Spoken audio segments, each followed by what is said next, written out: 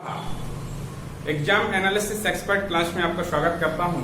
जैसा कि दोस्तों बता थे कि अब वर्ग 3 की डेट बढ़ चुकी है और अभी उसकी क्लियर डेट नहीं है, तो आपके पास पर्याप्त समय पढ़ने के लिए मिल चुका है। और दोस्तों जैसा कि अभी आपकी मैथ्स की क्लास स्टार्ट करने जा रहा हूं, तो आपको मालूम होना चाहिए बहुत से कमेंट्स वीडियो में आ रहे हैं कि सर मैथ्स में प्रॉब्लम हो रही है। तो दोस्तों मैं बताना चाहता हूं कि मैथ्स को रटना नहीं है, मैथ्स को क्या करना है, समझना है। और मैथ्स को समझकर ही आप तैयार कर सकते हैं। यदि आप सोचे कि मैथ्स हम रट करके तैयार कर लें तो मैथ्स कभी नहीं बनेगी दोस्तों। और इसके लिए हमें सबसे पहले बेसिक कुछ कॉन्सेप्ट मैथ्स को पढ़ने के लिए तैयार रखना पड़ेंगे। जैसे कि सबसे पहले एक टॉपिक होता है हमारा नंबर सिस्टम। तो दोस्तों हम पुनः स्टार्ट करेंगे प्रारंभ से ही मैथ्स को। इसके पहले भी वीडियो अपलोड किए गए थे दोस्तों, लेकिन आपके पास पर्याप्त समय होने के कारण मैथ्स के वीडियो पुनः प्रारंभ से हम स्टार्ट करने जा रहे हैं, और जिसमें आज हमारा वीडियो रहेगा मैथ्स का।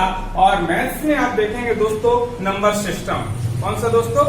Number system.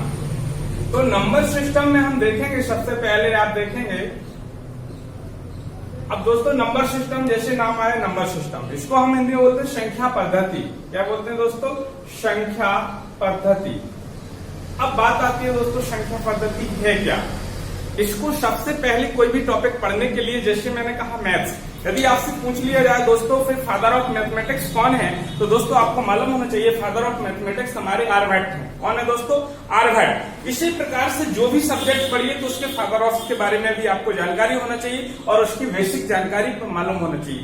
तो दोस्तों मैं बताना चाह रहा हूं, जैसे की बात आ रही है हमारी नंबर सिस्टम अर्थात संख्या पद्धति। अब शुरुआत होती है कि संख्या पद्धति किसे कहते हैं। इसकी डेफिनेशन आपको याद होना चाहिए कि ऐसी पद्धति जिसमें हम संख्याओं के गुणधर्मों का अध्ययन करते हैं दोस्तों, उसे हम क्या कहते हैं? संख्या पद्धति कहते हैं। अब इसका विकास कैसे होता है दोस्तों, इसको भी हमें समझना है कि मैथ्स में सबसे छोटी यूनिट अर्थात इकाई क्या होती है दोस्तों। तो जैसे कि हम भाषा पढ़ते हैं, लैंग्वेज पढ़ते हैं, हिंदी भी पढ़े, संस्कृत पढ़ते हैं, तो उसमें भी पूछा जाता है, सबसे प्रारंभिक क्वेश्चन पूछा जाता है कि भाषा की सबसे छोटी इकाई क्या होती है। तो वहां पर आप पढ़ते हैं वर्ण या ध्वनि, और वर्ण या ध्वनि में आप देखते हैं कि लिखित रूप से भाषा की सबसे छोटी इकाई होती है वर्ण, और मौखिक रूप से भाषा की सबसे छोटी इकाई होती है ध्वनि। तो दोस्तों इसी प्रकार से यदि मैथ्स में आपसे पूछी जाए कि सबसे छोटी इकाई क्या होती है, तो डिजिट अर्थात अंक होती है। क्या होती है दोस्तों? डिजिट या अंक होती है। अब टोटल ऑफ मैथमेटिक्स में भी डिजिट की बात की जाए कि टोटल अंक कितने होते हैं मैथ्स में, तो दोस्तों बता देना चाहता हूं टोटल 10 डिजिट होते हैं। कितने? इसमें हम कहां से शामिल, 0 से लेकर 9 तक 10 डिजिट से ही मिलकर टोटल ऑफ नंबर्स बनते हैं। क्या बनते हैं दोस्तों? नंबर बनेंगे। अब बात आती है कि डिजिट से ऊपर जब जाएंगे तो 2 या 2 से अधिक जब डिजिट मिलते हैं तो एक नंबर बनता है। क्या बनता है? नंबर अर्थात संख्या। अब देखिए दोस्तों नंबर अर्थात संख्या की बात कही है। अब इसमें होगा सबसे छोटी डिजिट, डिजिट के बाद क्या बनेगा दोस्तों? नंबर बनेगा। और नंबर के बाद जब 2 या 2 से अधिक संख्याओं का अध्ययन जिस पद्धति से करते हैं दोस्तों, उसे हम क्या कहते हैं दोस्तों? नंबर सिस्टम कहते हैं। क्लियर हुआ दोस्तों? तो ये प्रारंभिक चीज थी मैथ्स में समझने के लिए कि हमारी शुरुआत कहां से होती है। अब यहां से क्वेश्चन अक्सर पेपर में दोस्तों पूछ लिया जाता है। देखिए कैसा कि जैसे आपसे टोटल केवल ये पूछा गया है कि डिजिट अर्थात अंक, और एक अंक वाली टोटल ऑफ नंबर्स कितने होते हैं दोस्तों। तो यदि एक अंक वाले आपसे पूछे जाएंगे तो 10 डिजिट अर्थात 10 संख्या होती है। अब आपसे पूछ लिया जाए, पेपर में पूछा जाता है और एनटीपीसी में भी पूछा गया है, एमपी सुपरवाइजर में भी इस प्रकार का क्वेश्चन पूछ लिया जाता है कि 3 अंकों की कुल कितनी संख्याएं हैं, या 2 अंकों की कुल कितनी संख्याएं हैं, या 5 अंकों की कुल कितनी संख्याएं हैं। तो दोस्तों इस प्रकार का क्वेश्चन पूछ लिया जाता है। तो दोस्तों जैसे मैं बताना चाहता हूं, तो आपसे सबसे पहला क्वेश्चन यदि यही पूछ लिया जाए कि एक अंक की कुल कितनी संख्याएं हैं, तो आपको मालूम है 10।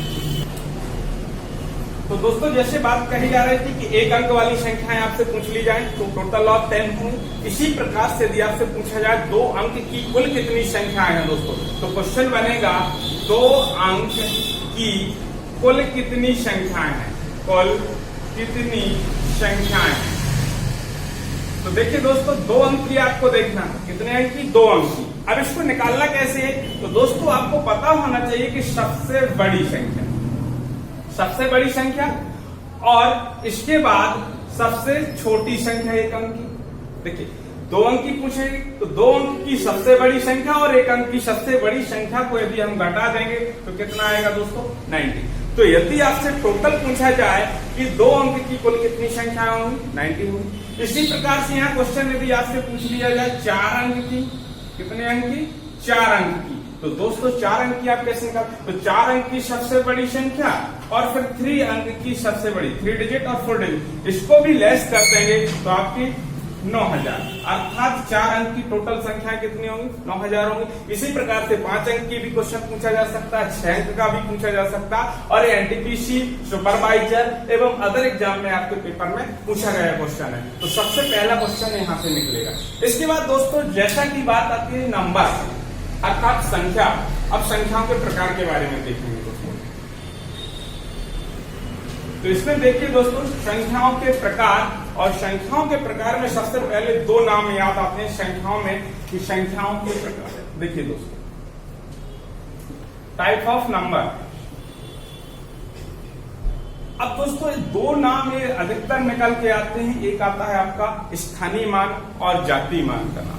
कौन सा दोस्तों, स्थानीय मान और जातीय मान।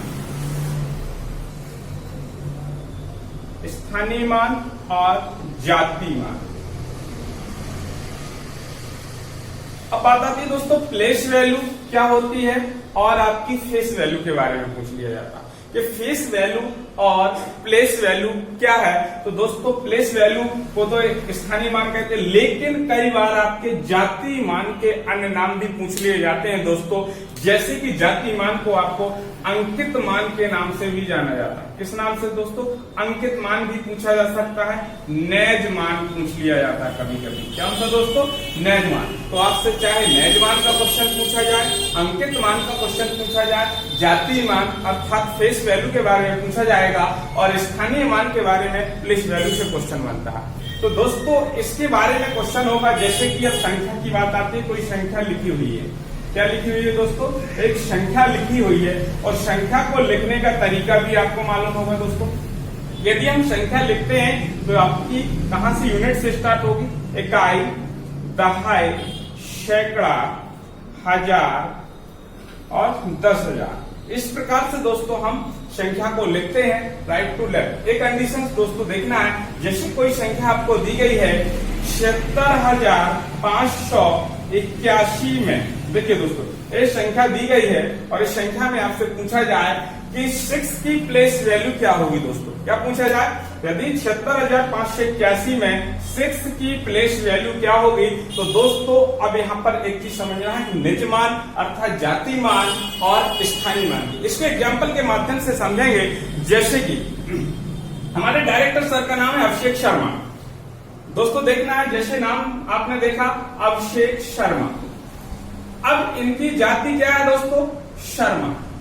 तो Abhishek Sharma as a student की हैसियत से रहेंगे तो एक स्टूडेंट भी हो सकते हैं। स्टूडेंट के बाद यदि वो कोई पोस्ट पा लेते हैं कांस्टेबल हो सकते हैं। कांस्टेबल के बाद वो हेड कांस्टेबल बन सकते हैं, ऐसा ही बन सकते हैं। देखना पूरा इस क्रम को समझना दोस्तों। यदि शुरू में वो स्टूडेंट है, क्या है दोस्तों, स्टूडेंट। स्टूडेंट के बाद यदि उन्होंने कोई एग्जाम दिया और वो कांस्टेबल हो गए, कांस्टेबल के बाद वो क्या बन गए, हेड कांस्टेबल हो गए। उसके बाद उनका प्रमोशन एसआई में हो गए, एसआई के बाद वो डिप्टी एसपी हो गए, डीवाईएसपी। क्लियर दोस्तों। तो आपको मालूम होना चाहिए कि अभिषेक शर्मा यहाँ स्टूडेंट थे तो उनकी हैसियत अलग थी, कांस्टेबल हो जाएंगे, हैसियत अर्थात प्लेस चेंज होता जाएगा, हेड कांस्टेबल होंगे तो चेंज होगा, लेकिन उनकी जाति नहीं बदलेगी। जाति क्या रहेगी दोस्तों, शर्मा। तो इन 2 स्थानों में यही अंतर रहेगा कि स्थानीय मान उनके वैल्यू के अनुसार बदल जाएगा, अर्थात वो किस स्थान पर हो जाएगा, उनकी वैल्यू चेंज हो जाएगी, परंतु जाति नहीं बदलेगी। यदि जाति का क्वेश्चन पूछा जाए दोस्तों, अंकित मान, नैज मान, तो जो रहेगी वो स्वयं वही मान रहेगा, वो कभी बदलेगा नहीं, परंतु उनके पद के अनुसार प्लेस अर्थात प्लेस वैल्यू चेंज होती जाएगी, क्योंकि उनका स्थान इसके अनुसार बदल रहा है। देखिए क्वेश्चन को समझेंगे दोस्तों। यहाँ पर जैसे मैंने कहा 76,581 दिया गया है और 6 की प्लेस वैल्यू पूछी गई। तो दोस्तों 6 किस स्थान पर बैठा है हमें ये देखना है।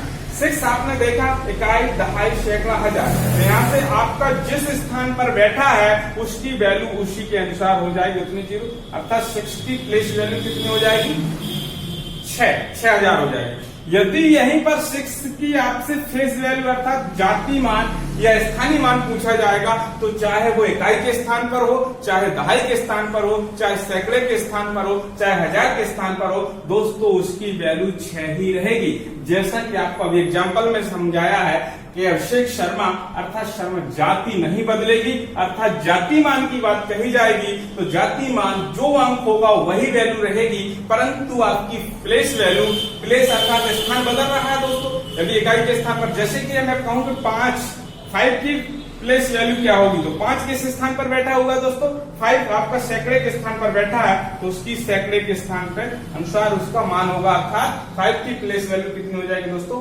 500। यदि 8 की प्लेस वैल्यू पूछी जाएगी दोस्तों तो क्या हो जाएगी, 8 दहाई के स्थान पर अर्थात उसकी प्लेस वैल्यू क्या हो जाएगी दोस्तों, 80 हो जाएगी। और यदि 1 की प्लेस वैल्यू क्या होगी, यूनिट के स्थान पर अर्थात 1 ही होगी, और जाति मान भी यही होगा। तो दोस्तों क्लियर हुआ जाति मान और स्थानीय मान। इसमें और क्वेश्चन देखिए कैसे बनेंगे आपके पेपर में क्वेश्चन।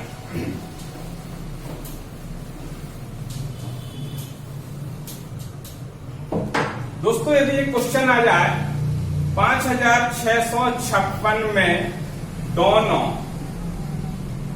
6 के नैज मानों का योग और अंतर ज्ञात कीजिए, योग और अंतर ज्ञात कीजिए। क्वेश्चन ये हो सकता है दोस्तों, क्वेश्चन क्या है, 5656 में दोनों 6 के नैज मानों और का नैज मानों का योग और अंतर। अब दोस्तों नैज मान होते क्या है, मैं लिखा चुका हूं, नैज मान मीन्स होती है जाति मान या अंकित मान या नैज मान। क्लियर हुआ। अब नैज मान क्या होता है, बदलता नहीं, जाति मान की बात की। तो देखिए दोस्तों ये कहीं भी बैठे हैं 6, चाहे सैकड़े के स्थान पर हो चाहे आपका कहीं भी हो, तो इसका 6 का नैज मान 6 ही होगा, तो इस 6 का मान भी 6 होगा। अब बात आती है योग निकालना है या अंतर निकालना है, उसके अनुसार आपको चिन्ह रख देना है। क्लियर हुआ दोस्तों। यदि योग निकालेंगे तो कितना होगा, 12 होगा। यदि आपका डिफरेंस पूछा जाएगा आंसर क्या होगा दोस्तों, 0 होगा। क्लियर हुआ दोस्तों। इस प्रकार से क्वेश्चन आपके पेपर में पूछे जाएंगे। क्लियर। इसके बाद दशमलव में भी कभी कभी क्वेश्चन पूछ लिया जाता है स्थानीय मान जाति मान का, वो कई बार क्वेश्चन गलत हो जाता है। देखेंगे दोस्तों, यदि क्वेश्चन आपसे पेपर में आ जाए 643.4048 में 6 की प्लेस वैल्यू ज्ञात कीजिए। क्या निकालना है दोस्तों, प्लेस वैल्यू ज्ञात कीजिए। क्लियर। अब यहाँ पर 6 में बहुत सारे कंफ्यूजिंग होते हैं। ऑप्शन में आपका रहेगा जैसे 600 भी दिया होगा, बी ऑप्शन, ए भी दिया होगा, सी ऑप्शन, ए दिया है, डी ऑप्शन, इस प्रकार से कुछ ऑप्शन दिए रहे। क्लियर हुआ दोस्तों। अब इसमें से आपको बताना है कि इसका आंसर क्या हो। तो दोस्तों घबराना नहीं है कि दशमलव लग गया है तो हम क्वेश्चन को गलत कर रहे हैं। क्लियर। हमें केवल उसके कॉन्सेप्ट पर जाना है कि प्लेस वैल्यू हमें निकालना कैसे। देखिए दोस्तों, इसको अभी मैंने देखा 643.048, आपको मालूम है दोस्तों जो जहां बैठा है प्लेस वैल्यू उसी के अनुसार बदलेगी। 6 जहां पर है हमें लिख देना, और जितने अंक है सीधा सीधा उतने 0 रख दीजिए, कुछ दिमाग नहीं लगाना आपको।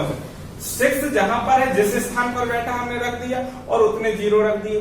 इसके बाद कितने अंक के बाद दशमलव लगाया दोस्तों, 3 डिजिट के बाद, तो आपने दशमलव लगाया अर्थात आंसर कितना होगा दोस्तों, 600। तो इसका आंसर, करेक्ट आंसर क्या होगा दोस्तों, ऑप्शन नंबर ए। तो इस प्रकार से भी क्वेश्चन पूछे जाएंगे। यदि यहीं से आपसे क्वेश्चन पूछ लिया जाए दोस्तों 8 की प्लेस वैल्यू, किसकी दोस्तों, 8 की प्लेस वैल्यू आपसे पूछी जाएगी, तो क्या करेंगे, यहां भी घबराना नहीं दोस्तों। यदि इसी बात को हम इधर से लें तो यदि 643.048 है, आप 8 जहां है उसके बाद 0 बढ़ा दीजिए, रख दिए दोस्तों। यदि हम 0 दशमलव है तो ये वैल्यू हो जाएगी। अब ऑप्शन में 0.008 भी दिया होगा या इस रूप में ना दिया हो, इसका सरलतम रूप भी दिया जा सकता है। तो दोस्तों इसको यदि दशमलव हटाएंगे तो यहाँ पर कितने बढ़ जाएंगे, 1000 लगा। दोस्तों इसको काट के भी वो सरलतम रूप लिख सकता है या 8/, 1000 भी दिया जा सकता है। क्लियर हुआ दोस्तों? तो इस रूप में भी यदि आपको दिया है क्वेश्चन तो वो भी आपको क्लियर होना चाहिए। क्लियर हुआ दोस्तों? तो ये तो बात हुई स्थानीय मान और जाति मान की। और दोस्तों क्वेश्चन हमेशा वर्ग 3 यूपीटीईटी सीटीईटी के एग्जाम में यहाँ से अक्सर क्वेश्चन पूछा जाता है। ये अदर एग्जाम भी होते हैं दोस्तों, उसमें भी ये क्वेश्चन पूछा गया। अब दोस्तों बात आई थी टाइप ऑफ नंबर में। यहाँ से बहुत सारे कॉन्सेप्ट होते हैं, क्योंकि बेसिक मैथ की मेन जड़ होती है कि मैथ्स को समझ। दोस्तों एक चीज और बताना चाहता हूँ, मैथ को सीखने के लिए हम सबसे पहले 3 चीजें कंप्लीट करनी है। पहली चीज होती है 1 से 20 तक टेबल याद करना है, आपको पहाड़े याद करना है। यदि दोस्तों पहाड़े याद नहीं होंगे, मैथ नहीं सीख पाएंगे। उंगलियों में गिनते रहते हैं दोस्त के 15 अट्ठे कितना होता है कि 12 अट्ठे कितना होता है, फिर वो गलत करके वो क्वेश्चन गलत हो जाता है। तो सबसे पहली प्राथमिकता दोस्तों रहेगी कि सोते वक्त एक बार पहाड़ों को गुनगुना लेना। क्या करना है दोस्तों? एक बार पहाड़ों को गुनगुना लेना है, टेबल्स को पढ़ लेना है, ताकि वो आपके प्रैक्टिस में रहे। सेकेंड बात, 1 से लेकर 50 तक के स्क्वायर आपको कंप्लीट रखना है। यदि आप 50 तक के स्क्वायर कंप्लीट कर लेंगे दोस्तों तो आपका कैलकुलेशन फास्ट हो जाएगा। क्या दोस्तों? कैलकुलेशन फास्ट हो जाएगा।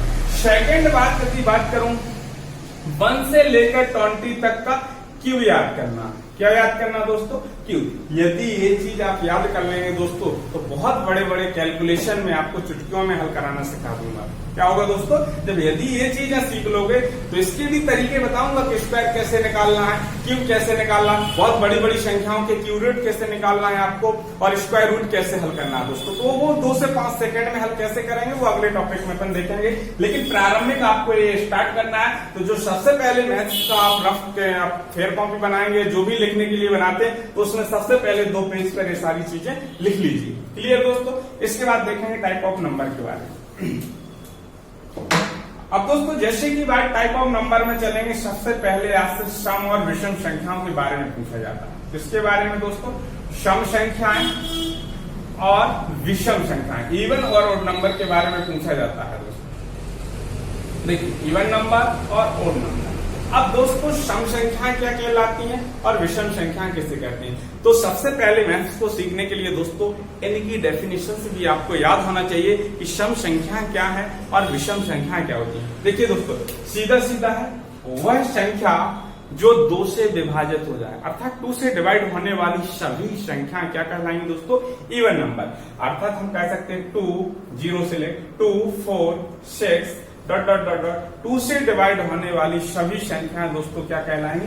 सम संख्या कहलाएंगी। अब विषम संख्याएं जो 2 से विभाजित न हो, अर्थात 1 3 5 7 डॉट डॉट, अर्थात वह संख्याएं जो 2 से विभाजित नहीं होती हैं, वह संख्याएं क्या कहलाएंगी दोस्तों? विषम संख्याएं कहलाती हैं। क्लियर हुआ दोस्तों? इसके बाद अगले 2 नंबर और निकल के आते हैं आपके प्राकृत संख्याएं और पूर्ण संख्याएं। कौन सी दोस्तों? प्राकृत संख्याएं अर्थात नेचुरल नंबर की बात करेंगे, और पूर्ण संख्याएं होल नंबर्स की बात करेंगे। क्या होगा दोस्तों? Whole numbers. अब बात आती है प्राकृतिक संख्या अर्थात नेचुरल नंबर्स क्या कहलाते हैं, और पूर्ण संख्या होल नंबर्स की भी डेफिनेशन पूछी जाती है पेपर में। अब हमें बेसिक चीज है, तो प्राकृतिक संख्याओं की डेफिनेशन दोस्तों क्या होगी, इसकी डेफिनेशन को समझेंगे कि जहां से हमारी गिनती की प्रक्रिया प्रारंभ होती है दोस्तों। क्या होती है? जहां से हमारी गिनती की प्रक्रिया प्रारंभ होती है और अनंत तक चलने वाली सभी संख्याएं दोस्तों क्या कहलाएंगी? हमारी प्राकृतिक संख्याएं कहलाएंगी। 1 2 3 डॉट डॉट डॉट अनंत। अर्थात हम कह सकते हैं 1 से अनंत तक चलने वाली सभी संख्याएं हमारी क्या कहलाएंगी दोस्तों? प्राकृतिक संख्याएं कहलाएंगी। सेकेंड बात आती है पूर्ण संख्याएं, होल नंबर्स के बारे में पूछा जाएगा। तो पूर्ण संख्याएं दोस्तों होती हैं कि जब प्राकृतिक संख्याओं में 0 को शामिल कर लिया जाए। किसको दोस्तों? 0 को शामिल कर लिया जाता है। जब प्राकृतिक संख्याओं में 0 को शामिल कर लिया जाता है तो वह संख्याएं पूर्ण संख्याएं कहलाती है। दोस्तों यहां से फिर एक क्वेश्चन बनेगा पेपर में, क्या सभी प्राकृतिक संख्याएं पूर्ण संख्या होती हैं या सभी पूर्ण संख्याएं प्राकृतिक संख्या होती हैं? यहां से क्वेश्चन पूछ लिया। तो सभी प्राकृतिक संख्याएं पूर्ण संख्या होती हैं, परंतु सभी पूर्ण संख्याएं प्राकृतिक संख्याएं नहीं होती हैं। ये चीज क्लियर रखना दोस्तों। इसके बाद अब दोस्तों हम अगला देखेंगे, इसी में आपसे पूछा जाएगा भाज्य संख्याएं और अभाज्य संख्याएं, कंपोजिट नंबर और प्राइम नंबर्स के बारे में पूछा जाएगा। भाज्य संख्याएं और अभाज्य संख्याएं दोस्तों। देखिए दोस्तों, ये नंबर भी आपसे पेपर में पूछ ले जाते हैं कि भाज्य संख्याएं, कंपोजिट नंबर क्या होते हैं और प्राइम नंबर्स के बारे में भी पूछ लिया जाता है। अब इसकी डेफिनेशन समझना बहुत जरूरी है, यहाँ से क्वेश्चन पेपर में पूछा जाता है। देखिए दोस्तों, जैसा कि नाम है भाज्य, अब भाज्य की डेफिनेशन क्या हो? वह संख्या, याद रखना दोस्तों, वह संख्या जो 1 और स्वयं के अलावा, दोस्तों याद रखना, वह संख्या जो 1 और स्वयं के अलावा भी अन्य संख्या से विभाजित होती है। 1 और स्वयं के अलावा भी अन्य संख्या से विभाजित होती है,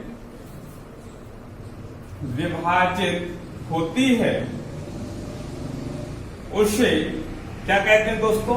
कंपोजिट नंबर कहते हैं। क्या कहते हैं दोस्तों? Composite number. अथवा इसकी दूसरी डेफिनेशन भी आपसे पूछी जाए, जिसके फैक्टर 2 से अधिक हों, उसे हम दोस्तों क्या कहते हैं? भाज्य संख्या कहलाती है।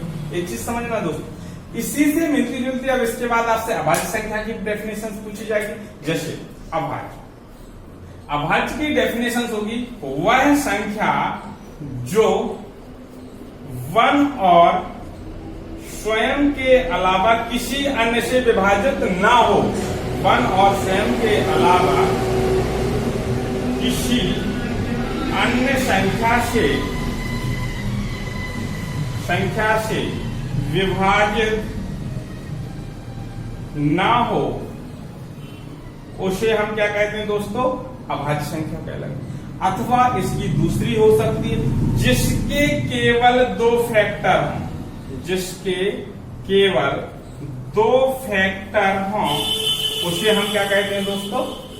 अभाज्य संख्या कहते हैं। इस चीज को समझिए दोस्तों, मैंने लिखा जिसके फैक्टर 2 से अधिक हों वो क्या कहलाएगी? कंपोजिट नंबर कहलाएगी।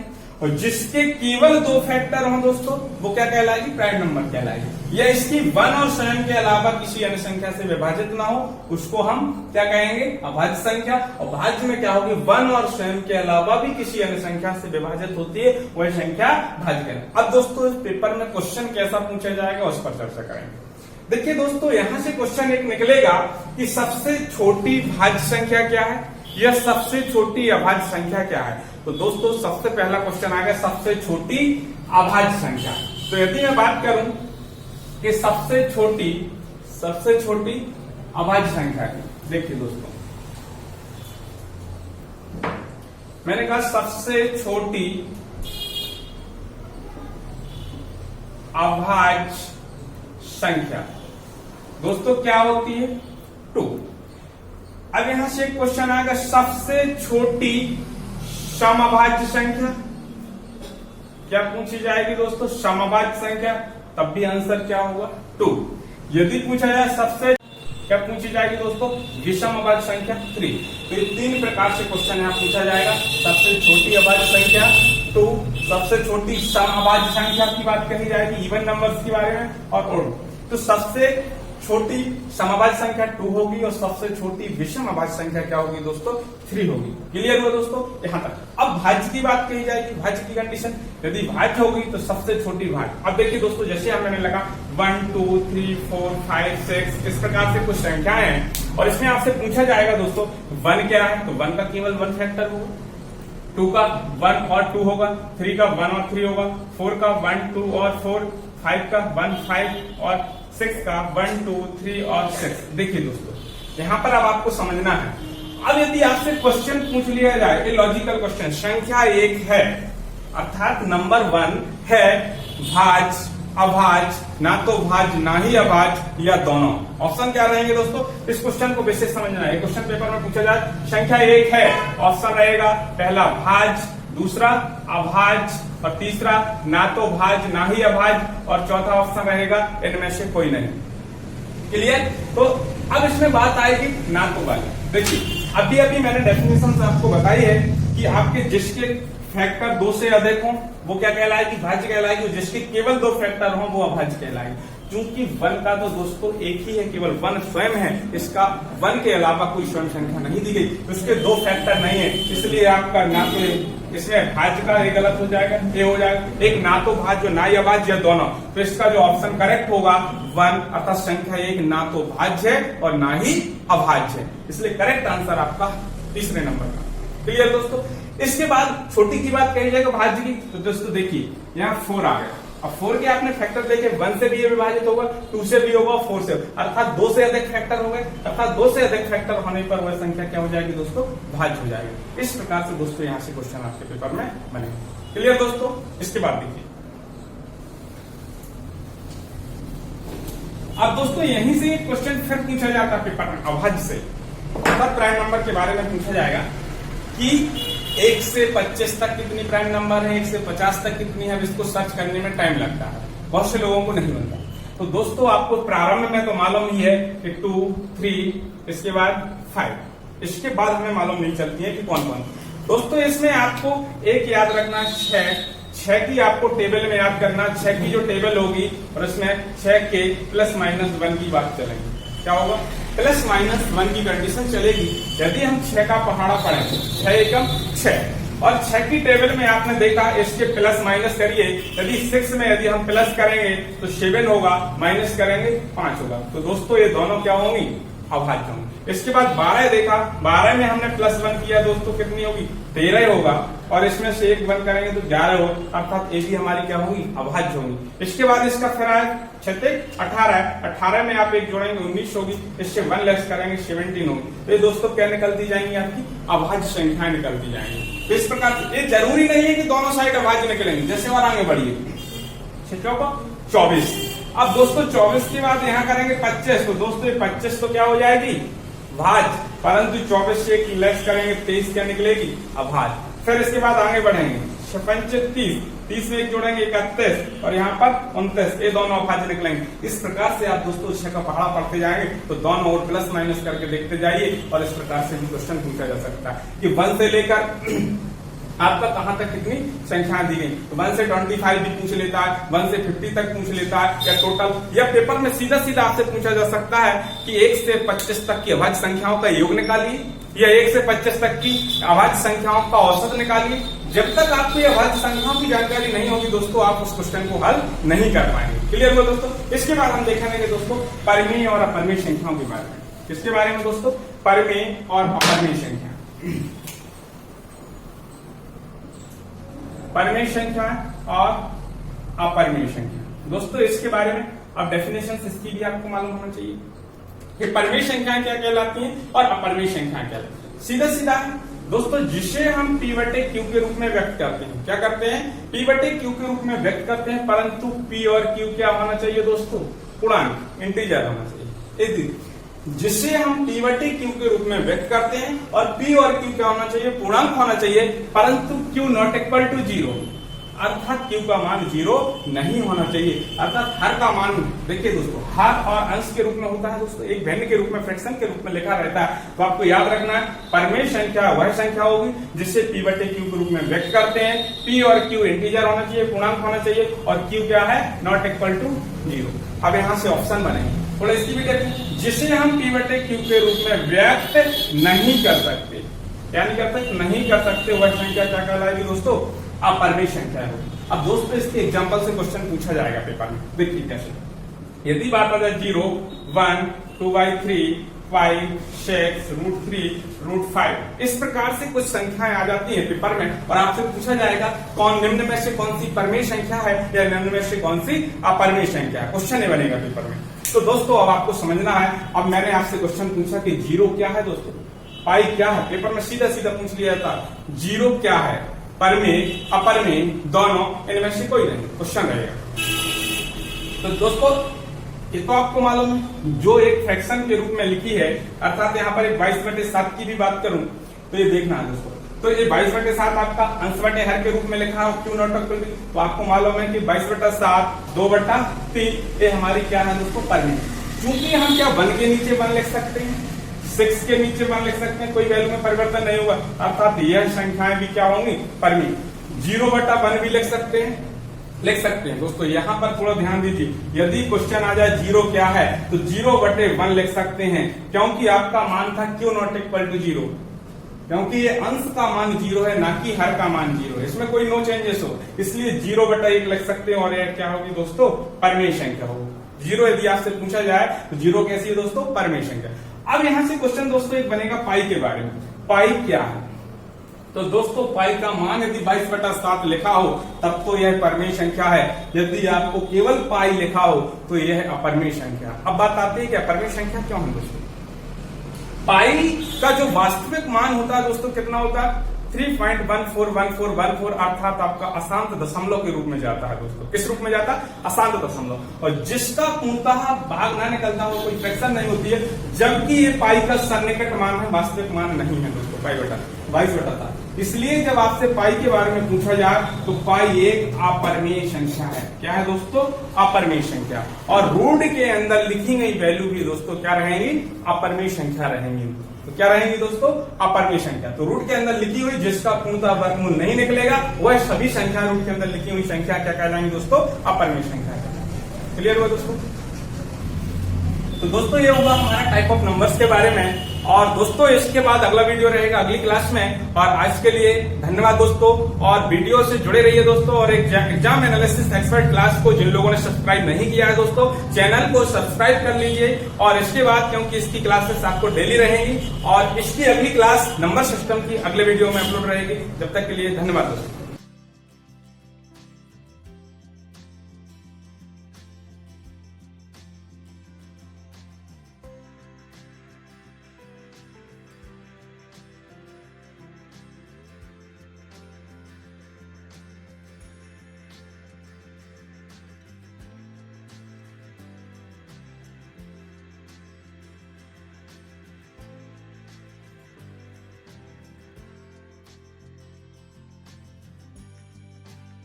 सक्सेसफुल जो सभी एग्जाम को टारगेट करते हुए ध्यान में रखकर ये मिशन चलाया जा रहा है, चाहे आने वाले जितने भी एग्जाम हो, वर्ग 3 महिला सुपरवाइजर, एमपी पुलिस, फॉरेस्ट, पटवारी या सीपीसीटी से रिलेटेड जितने भी एग्जाम है उन सभी को ध्यान में रखकर ये मिशन चलाया जा रहा है। व्हाट्सएप ग्रुप पर स्टडी कराई जा रही है, प्रिपरेशन कराई जा रही है, जिसमें बॉयज़ और गर्ल्स के अलग अलग ग्रुप बनाकर आपकी प्रिपरेशन कराई जा रही है। ग्रुप में आपको time table, strategy, routine, study material, daily and weekly test, guidance, motivation सब कुछ दिया जाएगा। और यहाँ पर ये आप देख सकते हैं अलग अलग ग्रुप बनाए गए हैं, लगभग 22 और आपको ऐड किया जाएगा। तो आप लोग बिना किसी देरी के मैसेज कीजिए, और 9981167757 पर आपको ऑडियो मैसेज करना है। व्हाट्सएप से अपना नाम बता देना है, मैं आपको उसी एग्ज़ाम से रिलेटेड ग्रुप में ऐड कर दूंगा। महिलाओं के अलग ग्रुप हैं, पुरुषों के अलग ग्रुप हैं, आप देख सकते हैं, ठीक है। और इसके साथ साथ strategy, routine, syllabus, complete plan आपकी स्टडी के लिए, ताकि आप लोग बेस्ट रैंक हासिल कर सको यहाँ पर, ठीक है। आपकी तैयारी के साथ ही आपको पता लग जाता है कि आप अब अच्छी मेरिट हासिल करने वाले हो। ये अभी डेमो टेस्ट हुआ है, ज्वाइन होते ही ये टेस्ट लिया है, जिसमें इतना अच्छी रैंक आ रही है। अब सोचिए आप लोग अगर इतने तरीके से रूटीन, स्ट्रेटेजी फॉलो करेंगे, टाइम टेबल फॉलो करेंगे तो कितना चमत्कारिक बदलाव होगा। तो आप लोग बिना किसी देरी के जुड़ जाएं और टेस्ट सकते हैं। जुड़ने से आपको फायदा क्या मिलेगा, time table, strategy, routine, study material, daily weekly test, guidance, motivation सब आपको मिलता रहेगा। जुड़ने के लिए आपको 99811677 और 757 ये व्हाट्सअप नंबर है, इस पर आपको ऑडियो से नाम बता देना है अपना, और किस एग्जाम के लिए आपको जुड़ना है वो भी मुझे बता देंगे तो मैं आपको जोड़ लूँगा। सभी एग्जाम की प्रिपरेशन कराई जाती है, सभी एग्जाम की ऑनलाइन ऑफलाइन टेस्ट सीरीज मिलती है, नोट्स मिलते हैं तो आप ले सकते हैं। ये सारा कुछ आप देख सकते हैं। कम से कम 1000 से ज़्यादा स्टूडेंट वर्ग 3 की प्रिपरेशन लगातार कर रहे हैं, जिनने नोट्स मंगाए हैं। 5000 से ज़्यादा स्टूडेंट मेल और फीमेल ग्रुप में जुड़े हैं। खासकर एमपीटीईटी के लिए टाइम टेबल दिया गया है उन्हें, और एमपीटीईटी के लिए जो स्पेशल नोट्स बनाए गए हैं, पीईबी जो सिलेबस है उसके हिसाब से उसको लेकर पढ़ना आप जरूर शुरू करें, क्योंकि उससे पीईबी सिलेबस पूरा कंप्लीट कवर किया गया है। मार्केट में ऐसी कोई बुक नहीं है जो सिलेबस को कवर करे और इतना बेहतरीन स्टडी मटेरियल आपको दिया जाए, जिसमें शानदार पेडागोजी भी दी गई है जो 15 नंबर की आने वाली है, और बाकी आपका जो 15 नंबर का अलग पार्ट है वो भी इसमें अच्छे से कवर आपका हो जाएगा। नोट्स लेने के लिए आप इंदौर में आ सकते हैं, हैंड टू हैंड भी ले सकते हैं, छतरपुर में भी ले सकते हैं। हैंड टू हैंड आपको कम कीमत में वो तुरंत मिल जाएंगे, बाकी आप अपने घर पे भी मंगा सकते हैं स्पीड पोस्ट से। उसके लिए भी मुझे 9981167757 पर मैसेज कर दें। छतरपुर का जो ऑफिस है वो छत्रसाल बुंदेलखंड यूनिवर्सिटी के सामने है। इस तरह के जो नोट्स बनाए गए हैं सारा कुछ स्पेशल फैकल्टी के द्वारा, कोशिश यही की जाएगी कि आपके 125 प्लस अंक आए, चाहे आप किसी भी कैटेगरी से बिलोंग करते हो। 125 प्लस अंक अगर आपके आ गए तो सिलेक्शन आपका वर्ग 3 में होने से कोई रोक नहीं सकता। ठीक है फ्रेंड। अब इसके साथ साथ ऑनलाइन टेस्ट सीरीज जिसकी प्रिपरेशन उन्हें लगता है कि हो गई है, वो ऑनलाइन टेस्ट सीरीज भी लगा सकते हैं। ऑनलाइन टेस्ट सीरीज भी मैं आपको प्रोवाइड कर दूंगा। 30 ऑनलाइन टेस्ट मिल जाएंगे, 20 आपको PDF मिल जाएंगे। ये ऑफिस है हमारे छतरपुर का। यहाँ पर ये आपका चैनल है। प्यार देने के लिए, सपोर्ट देने के लिए बहुत बहुत शुक्रिया आपका। चैनल को सब्सक्राइब कर सकते हैं, जुड़ सकते हैं जितने भी नए मेंबर हैं, और पुराने मेंबर को परिवार का हिस्सा बनने के लिए शुक्रिया फ्रेंड्स। अपनी सेहत का ख्याल रखें, कोरोना से बच कर रहें। God bless you, all the best and take care.